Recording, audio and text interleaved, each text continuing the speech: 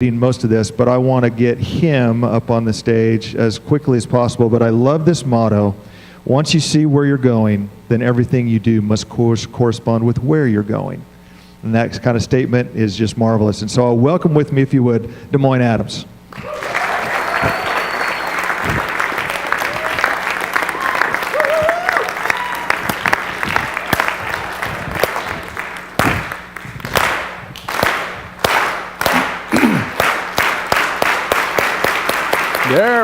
There we go. Well, Grace University, why don't you give yourselves a round of applause? That's right, kicking off the school year. Freshmen in the house. Freshmen, raise your hand. Freshmen. Oh, man, do I not miss those days. You know, homesick, for those of you that are coming from out of town, it's real. You know, 16 years ago, I was a freshman at UNL, and I'm still homesick to this day. Here's why I'm homesick. You know, I am from Pine Bluff, Arkansas, the home of real barbecue, okay? So when I came to Nebraska, you know, of course, you know, people want to make me feel like I'm at home, and they invite me over to these barbecues, okay? And so in my head and my belly, where I come from, barbecue includes barbecue sauce, chicken, ribs, pork, links, baked beans with the brown sugar and the bacon mixed in it, and then you put all of this meat, not just on any propane grill where you cook it, flip it for 10 minutes. No, you put it on a charcoal grill with the charcoal, with the wood. You let it smoke for hours and hours, and the meat falls off the bone. But not in Nebraska. When I get invited to this barbecue, there were no ribs, chicken, pork, baked beans. There were two things, Nebraskans.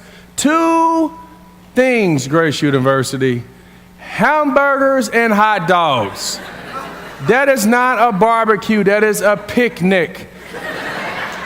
So stop telling people that's a barbecue, but I'm homesick about that. Something else that I do miss is that, you know, I miss just getting up, putting on my shorts, my flip-flops, my shirt, my hoodie, and just go to class.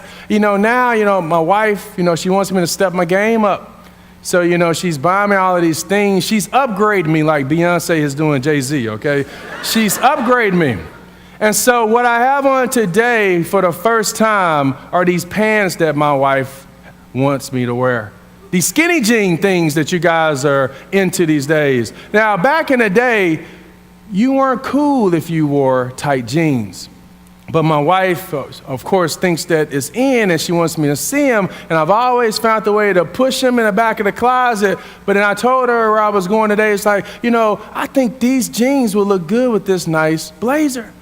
And so, of course, you know, showing some love to my wife, who is from a small town out in central Nebraska, where her parents are farmers, which takes me to another thing. This whole agriculture business that Nebraskans like to focus on. Any students in here who have parents farmers? Agriculture. You reap what you sow is what they say, right? So I've had an opportunity to spend a lot of time on the farm because my father-in-law, he wants help. He wants me to help him. And it's not just your typical 9 to 5, but it's 7 a.m. to sometimes 10 o'clock at night. You know, now I know why they make a lot of scary movies in Nebraska out in those cornfields, because it gets scary late at night. But, you know, in the midst of that, I am living, as they call it, the good life. You know, I was very successful to be the first in my family to go to college, played at the University of Nebraska-Lincoln. I was a 3-year starting black shirt for the Huskers, ward number 98. First to graduate, not just in 5-4, but in 3 years with 5 minors. Then went on to grad school while I was still playing. Then afterwards, I went on to play in the Canadian Football League, in the NFL with the Packers, the Titans, the 49ers. Then I played with a few arena teams. But in the midst of chasing a dream, I still got my master's. And now that the dream stopped loving me, I'm now a professional in life, and I'm working on my 3rd degree in leadership. And so things have turned out to be pretty good. And, you know, you would think that I have this nice pedestal to kind of stand on, have this nice resume to kind of use that will give me somewhat of an identity. Former Husker, graduate, academic All-American, former NFL player. But over time, here's something that I've learned. And I was pretty much asked the question, are you building a resume or are you building a legacy? Because big difference. You know, everything that I have accomplished on the physical realm looks pretty good on the outside.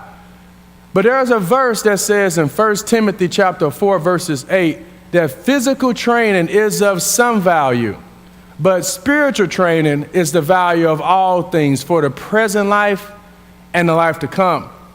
So physically, things have looked pretty good. Physically, things still look pretty good.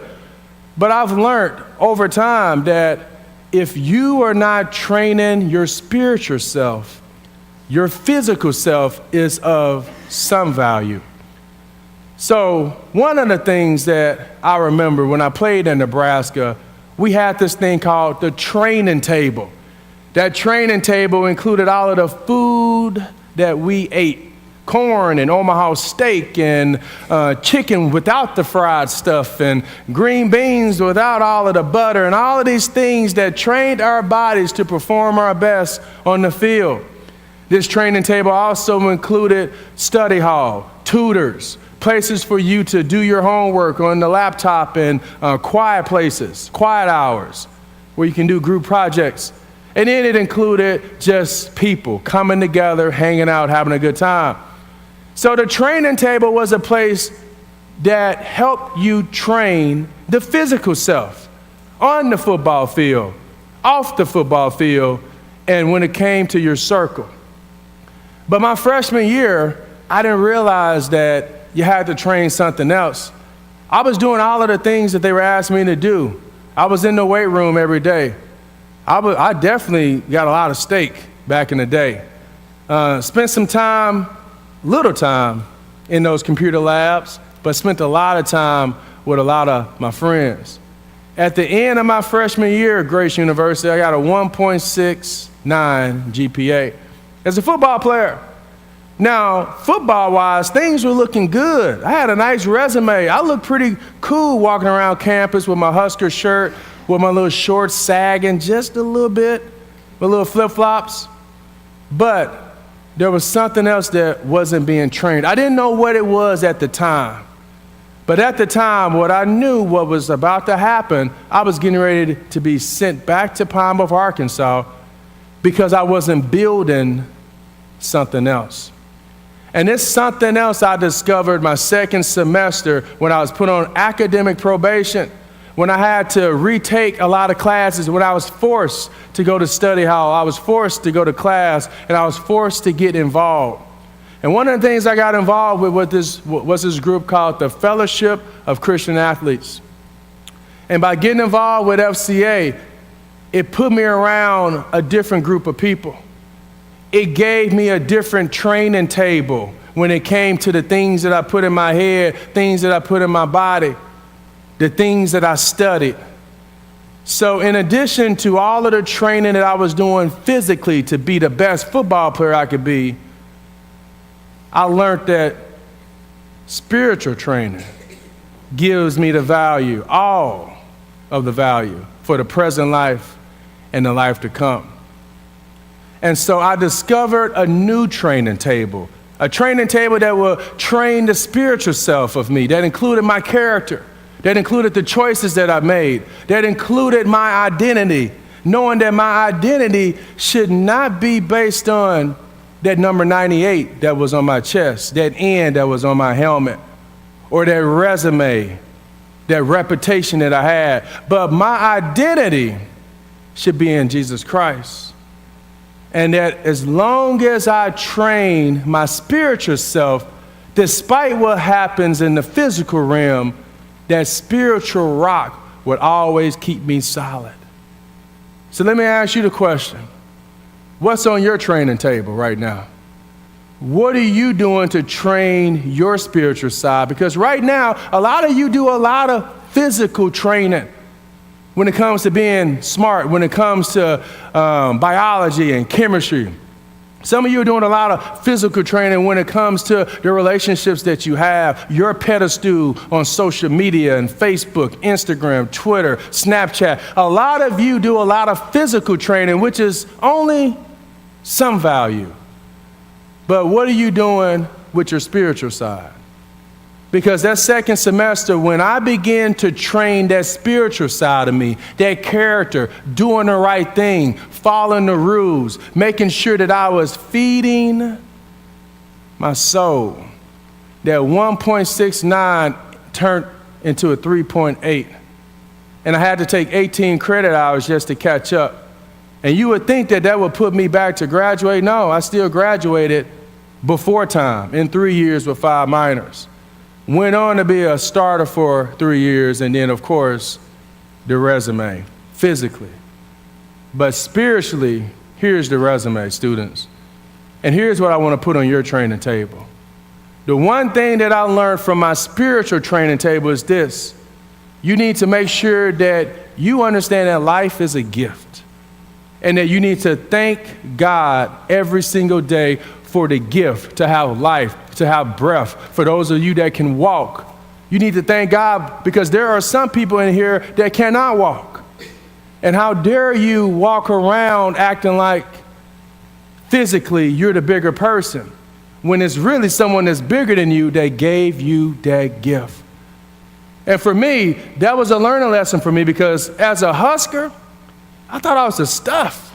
And I thought nothing could shake me. I could get away and do whatever I wanted to do. But when I got that 1.69, reality hit. It told me that you can have all of the talent in the world, but it's your character that keeps you there. And I'm so thankful that I developed that relationship with Jesus Christ. And let me just pause, because there's a difference between having religion and having a relationship. By the spiritual training that I was going through, one, by developing a relationship, by praying, that allowed me to understand that my pedestal, my gifts, I don't own them. God owns them. And then I need to be thankful. I need to praise him. I need to use this pedestal not for the glory of DeMoine Adams, but the glory for him.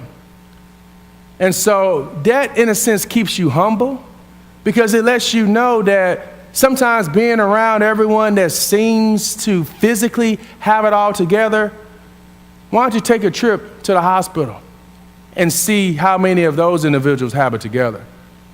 Or better yet, why don't you just really go to inner city North Omaha and look at the poverty and see how many of those individuals have it together? You know, life is something that, again, a lot of us don't understand. But what I have learned to understand is that when you train your spiritual side, I guarantee it gives you all value for the present life and the life to come. And so one of the things that you need to put on your training table as you train yourselves to be the best student, the best football player, the best club member, the best friend, the best boyfriend, the best man, the best woman, you need to make sure that you thank God for giving you life. And the way that you do that, you have to exercise. That's what training is all about, ladies and gentlemen. When you think about training, picture a muscle. Everyone in here has muscle. But the only way that that muscle can get bigger, better, and stronger, you have to exercise that muscle by training it every single day. And so the only way that you can spiritually get stronger, you have to exercise your prayer life by praying every single day. And that's one of the ways that you can develop the muscle you need to be winners in this game called life. The second thing that you need to put on your training table is what you feed yourself. You know, it's funny, you know, I still consider myself a normal guy. I listen to regular music and just on the radio. You know, it's funny how certain things that people say make it seem like that's the way things are. For example, Justin Bieber's latest song. As soon as it comes on, you got the guitar, and then the first sentence that comes out of his mouth, everybody gets high sometimes, you know. And the way that he says it, it's not a question mark, but it's more of a period. It's more of like, everybody gets high sometimes, you know? And think about all of the people that listen to that, which lets them know that it's okay to get high. It's okay to do drugs. It's okay to train yourself to do what musicians are telling you or what things are telling you on YouTube and on Twitter. But understand that you can have all of the talent in the world. You can have all of the intelligence, the GPA, the class rank, the popularity, the height, the size. But if you're not feeding your soul, I guarantee at some point you're going to hit that rock because you don't have the main rock that will keep you solid. You got to make sure that you are feeding yourself with the right things, because if you're not feeding yourself with the right things, you will choose the wrong things, because you win or lose by how you choose. So what are you choosing to do? What are you feeding yourself? Because you get out what you put in. So if all you're doing is putting in social media time instead of quality time with Jesus Christ, instead of Bible study time by learning the Bible, learning verses, then you're only going to get out what you put in. Because as they say here in the Good Life stage, you reap what you sow.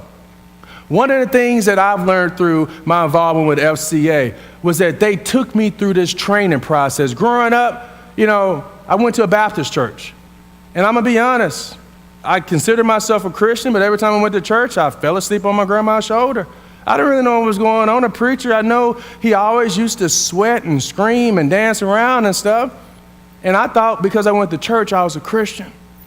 But it wasn't until I started training my spiritual side by having someone to teach me the Bible, Proverbs, that faith without works is dead, and that with God all things are possible, and that I can do all things through Christ who strengthens me, and that if we confess our sins, he is faithful and just to forgive us our sins and purify us from all unrighteousness. Because those things help me to understand that God loves me no matter what. And I made a lot of mistakes. But one of the mistakes that a lot of you make is you think that you can get something by doing nothing, that you can be a Christian without exercising that spiritual muscle. The only way that you can get stronger and better and develop that spiritual muscle that you need to really be winners in this game called life, you got to take the time, put in the time and the energy into learning about Jesus Christ, seeking his face, learning the gospel, learning the word. Just like you take all of that time to learn how to play those video games and learn how to use certain emojis at the end of certain sentences, but then also the learning that you do in the classroom, the learning that you are doing so that you can have a career in the future. But I raised the question, are you only here to build a resume, or do you want to build a legacy? Speaking of legacy, which takes me to my last thing, and I'll let you guys go. You know, one of the things that I am trying to do, I am trying to be a little cooler these days. You know, I just celebrated a birthday, just turned 36. I'm getting a little older, okay, older. Now, my mom thought it was a joke. Funny to send me a nice big box in the mail for my birthday. And students, back in the day when you get a big box as a kid, something's cool in that box, right? So I'm thinking, wow, how nice and sweet of my mom to send me a big box with something. As soon as I opened up that big box, lo and behold, there was nothing cool about what was in that box. She sent me 36 brand new pair of underwear. I don't know what she was trying to tell me with that, but, you know, that was my birthday gift. So in addition to those things that definitely don't make me cool, one of the things that I have started doing, because I do a lot of motivational speaking, I try to be inspirational. I try to make sure that I'm building a legacy and not just a resume. Is that I've joined social media, folks. I've been on Twitter since November, been on Facebook since March, been on Instagram about a month. So I'm trying to step my game up, and one of the things that I noticed, because the way that I use social media is completely different than the way that others use it. I use it as a pedestal of influence to motivate others to be positive, to be better, to share my faith. But I noticed that more people in this generation get excited about being followers instead of leaders. More people get excited about how many Facebook friends they have, how many people are following them on Twitter, how many likes they get on Instagram, and all of the things that they seek and learn on YouTube so that they can fit in as followers instead of standing out as leaders. So I would love for you to like me on Facebook. I would love for you to follow me on Twitter. I would love for you to like things that I put on Instagram, but I'm not looking for followers. I'm looking for leaders.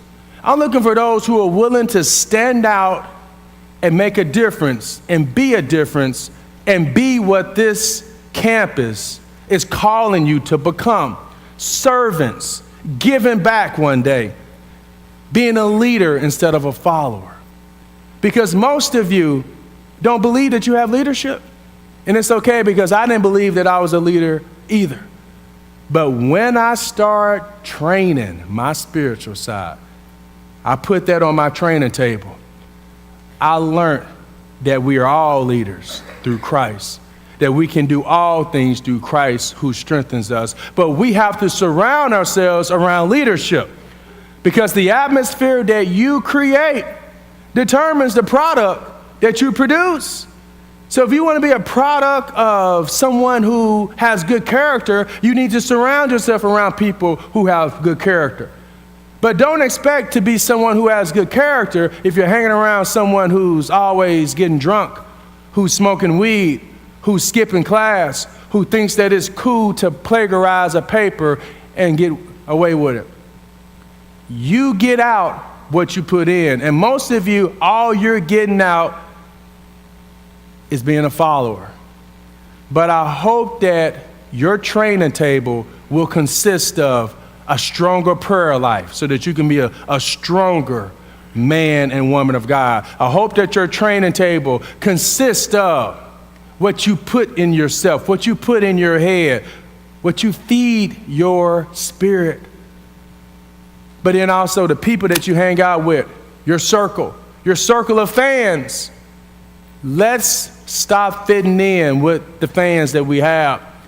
Because big difference. Fans only like you conditionally.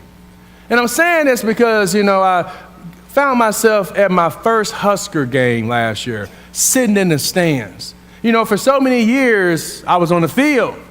And then even after the game, I always had access to be on the sideline. But as I get older, man, they stopped showing a brother some love. They put me in the stands. But being in the stands, it's cool when the Huskers or someone else scores a touchdown and everyone is screaming or cheering for you when things are going good. But as soon as the things are not going good, they sit down, they stop cheering, they complain, they laugh, they say, "Get him out of here, you're not good enough." And it's unfortunate that fans only cheer for you on a conditional basis. And for me, as a former Husker, even as a man that's still learning how to be a man, learning how to be a father, learning how to be a husband, it's unfortunate when you have people in your circle that only care for you on a conditional basis. Because in the game of life, you will get tackled. You will get tackled with bad news. You will get tackled with discouraging results. Sometimes you will be losing in the classroom or even in your belief and confidence. But the one thing I learned about Jesus Christ is that when you have a relationship with him, when you train yourself spiritually to get to know him, you want to know what you get from him? You get a cheerleader. Because when you have a cheerleader on your team, you have someone that cheers for you when you're winning and when you're losing. You have someone that's cheering for you when you're up and when you're down. When you're doing your best, when you're doing your worst. When you feel your best, even when you feel your worst, Jesus Christ will never leave you nor forsake you. And that is how I became the man that I am today. That is why I am building a legacy, not a resume. That is why I use my pedestals of influence, like social media, the opportunity when I get a chance to get in front of a group of people. I'm not just talking football. I'm sharing my faith. Because when I die, no one is going to care about how many degrees I got. No one is going to care about this Lifter of the Year trophy right here. They're not going to care about how much weight I could lift, but what they're going to care about, how did I make other people feel? How did I impact the lives of others? Because you would think that I got this trophy for being the strongest football player on the team, but you want to know how I really got this trophy? For being the strongest leader, for being someone who had character. Because what gives you respect is when you give respect. So being the most popular, being the coolest, being the smartest, having a certain clothing and being on a certain sport or being in a certain circle doesn't make you the bigger person. Because it definitely didn't make me the bigger person despite how much I could lift. But by the time I got this trophy, what made me the bigger person to get this Lifter of the Year is by being the better person. And I want to close by saying this. When you train your spiritual side, it trains something else that a lot of us fail to do, that a lot of us don't see on the physical realm, because the physical realm is of some value. But the spiritual, your heart. Let's start training our heart.